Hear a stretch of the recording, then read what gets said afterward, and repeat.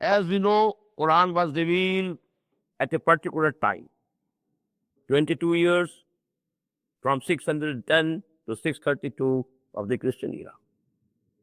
It was revealed at a certain place, Al-Hijaz of the Arabian Peninsula. There were people living there. They had their own philosophies, their own creeds, their own customs, their own rituals, their own social order, their own social values. Now that is in the background of the Quran. And Quran had to purpose, address them first of all.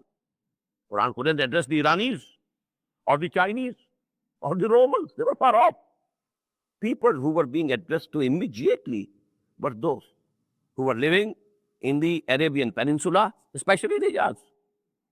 Now their own level of understanding, their own level of consciousness, their own level of knowledge, very few people could read or write. Basically, the whole nation ummi, unlettered one, uneducated people. So now that is the level which was being addressed to primarily by Quran.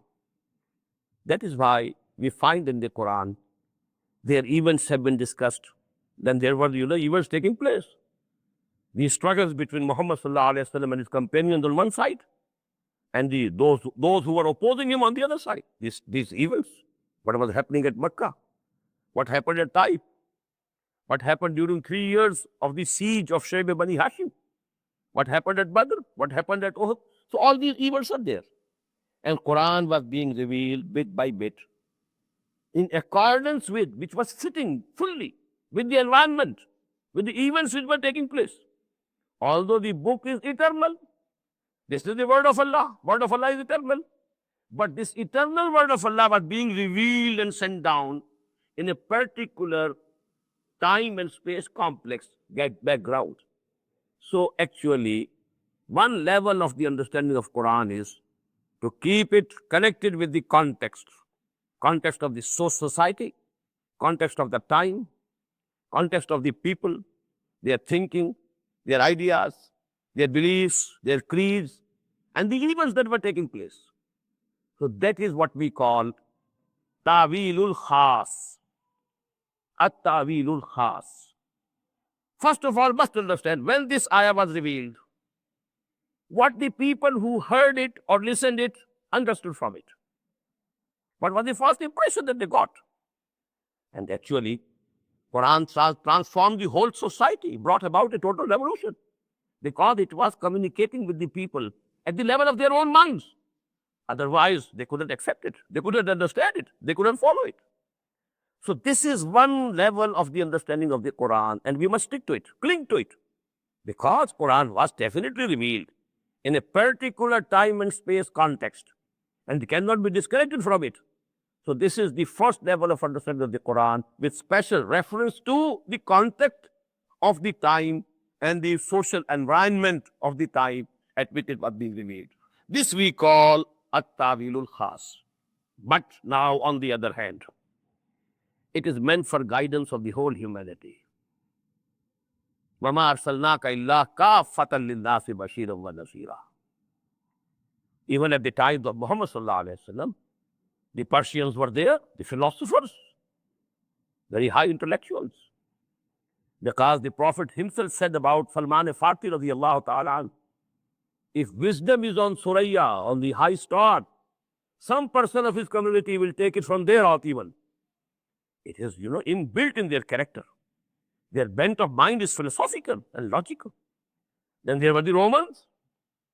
How long before Muhammad sallallahu alaihi wasallam, Socrates had passed, Plato had passed, the dialogues of Plato had come into existence.